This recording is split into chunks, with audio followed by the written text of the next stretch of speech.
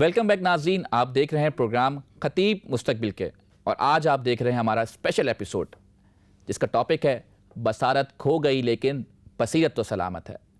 اور اب اپنے ایوان میں سے جس ننھے مقرر کو میں دعوت خطاب دے رہا ہوں ان کا نام ہے عبدالبصیر۔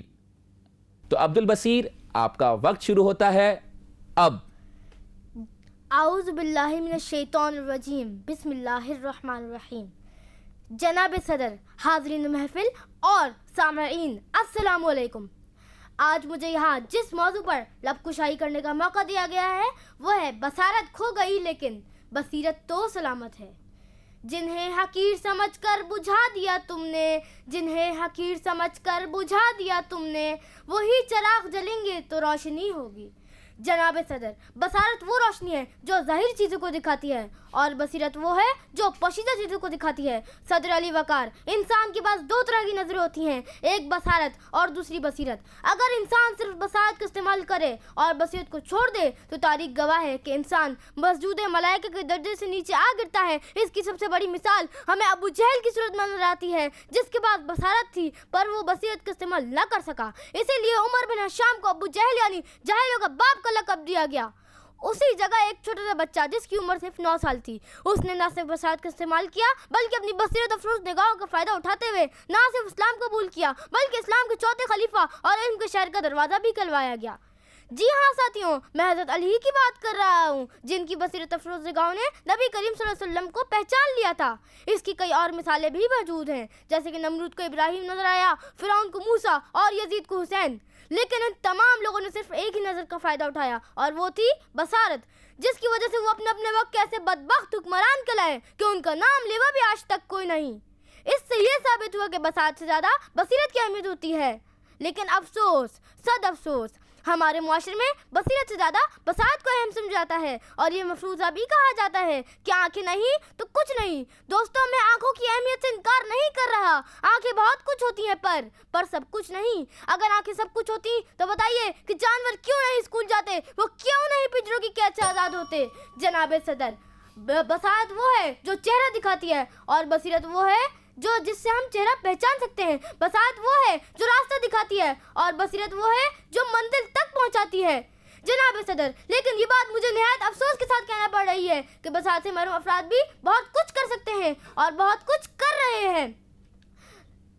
جناب صدر، لیکن یہ بات مجھے نہایت افسوس کے ساتھ کہنا پڑ رہی ہے کہ معاشرے میں لوگ بصارت سے محروم افراد کو دوسرے درجے کا شہری سمجھتے ہیں، ہمیں آگے بڑھنے کا موقع فراہم نہیں کرتے۔ لوگ ہمیں ایک ہی لمحے میں ولایت کے درجے پر فائز کر دیتے ہیں اور دوسرے ہی لمحے ہماری حیثیت چونٹی سے بھی کمتر کر دی جاتی ہے۔ کہا جاتا ہے کہ ہم کیا کر سکتے ہیں اور کیسے کر سکتے ہیں۔ تو جناب صدر، میں اس پلیٹ فارم کے ذریعے پوری دنیا کو یہ بتانا چاہتا ہوں کہ بصارت سے محروم افراد بھی بہت کچھ کر سکتے ہیں اور بہت کچھ کر رہے ہیں۔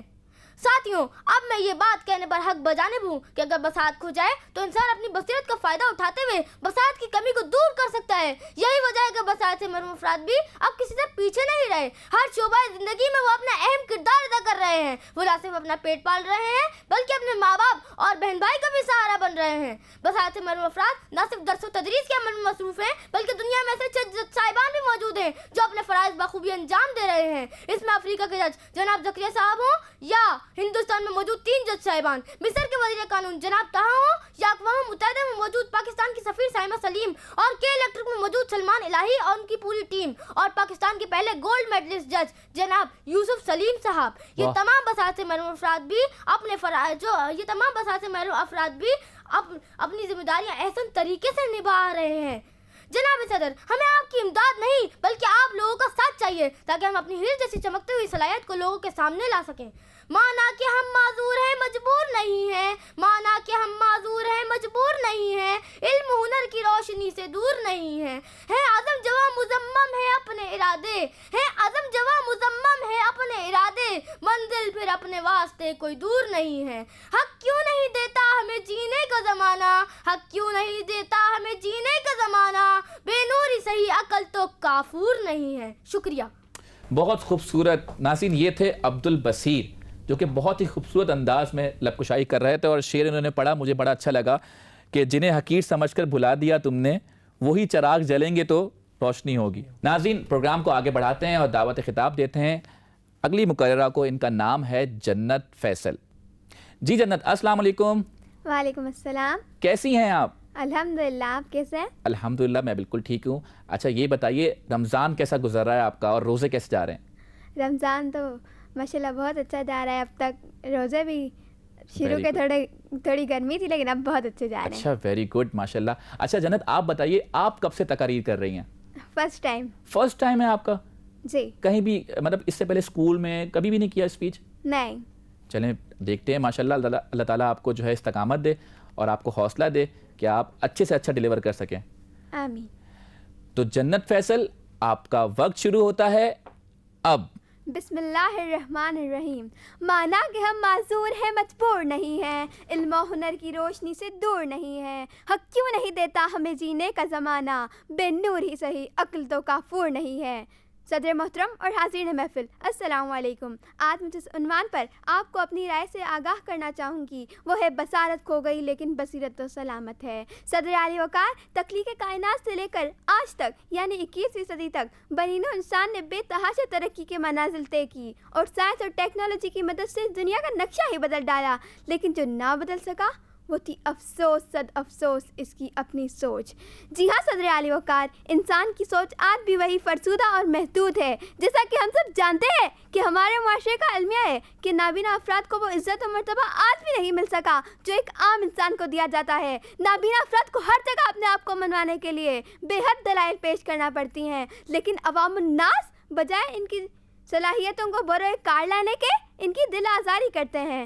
جنہیں حقیر سمجھ کر بجھا رہے ہو تم، جنہیں حقیر سمجھ کر بجھا رہے ہو تم، یاد رکھنا وہی چراغ جلیں گے تو روشنی ہوگی. صدر عالی وقار نابینا افراد کو بینا افراد کے ساتھ قدم سے قدم ملا کر چلنے کو آج کل کے لوگ محض ایک مذاق سمجھتے ہیں، لیکن ان سب کا دھیان کیوں ان کالجز اور یونیورسٹیز میں پڑھانے والے لیکچرار پر نہیں جاتا؟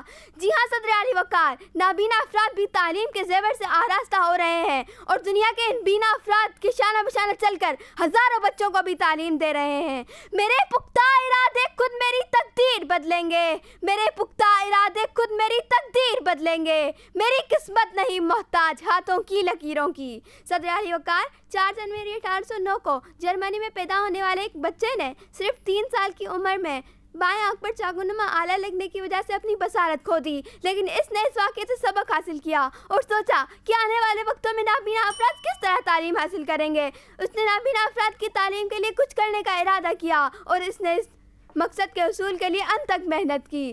بلاخر اس نے ایک ایسی طرز تحریر ایجاد کر ڈالی جسے استعمال کر کے آج بھی لاکھوں کی تعداد میں نابینا افراد بینائی سے محروم ہونے کے باوجود تعلیم حاصل کر رہے ہیں اور خود کو منوا رہے ہیں. رنگ لاتی ہے حنا پتھر پہ گھس جانے کے بعد، رنگ لاتی ہے حنا پتھر پہ گھس جانے کے بعد، سرخرو ہوتا ہے انسان ٹھوکریں کھانے کے بعد. حاضرین محفل، لوئی بریل جیسی ایک اور مثال بھی ہمارے سامنے ہے جنہوں نے بصارت اور سماعت کے نہ ہونے کے باوجود اعلیٰ تعلیم حاصل کی اور دنیائے تاریخ میں خود کو منوایا اور آنے والے تمام نابینا اور بینا افراد کے لیے باعث فخر بن گئی. جی ہاں میرے ساتھیوں، میں ہیلن کیلر کی جانب اشارہ کر رہی ہوں اور تاریخ کے اوراق کو پلٹیں تو ہمیں ایسی اور بھی بہت سی مثالیں ملتی ہیں جن کی شخصیت کا مطالعہ کر کے ہماری زبان سے یہ کلمات بے ساختہ نکلتے ہیں. بصارت کھو گئی لیکن بصیرت تو سلامت ہے. ہم خود تراشتے ہیں منازل کی سنگ راہ، ہم خود تراشتے ہیں منازل کی سنگ راہ، ہم وہ نہیں کہ جن کو زمانہ بنا گیا. شکریہ. بہت خوب ماشاءاللہ. ناظرین یہ تھیں جنت فیصل جو کہ بہت خوبصورت انداز میں لب کشائی کر رہی تھیں. کیا خوب بات انہوں نے کہی کہ رنگ لاتی ہے نا پتھر پہ پسنے کے بعد، سرخرو ہوتا ہے انسان ٹھوکریں کھانے کے بعد. ناظرین اسی کے ساتھ پروگرام میں وقت ہوا ہے ایک اور مختصر سے وقفے کا. جب ہم بریک سے واپس آئیں گے تو اپنے پروگرام میں اپنی آخری مقررہ کو شامل کریں گے اور جانیں گے ججز سے ان کی رائے. کہیں مت جائیے گا، دیکھتے رہیے پروگرام خطیب مستقبل کے. السلام علیکم ورحمۃ اللہ وبرکاتہ.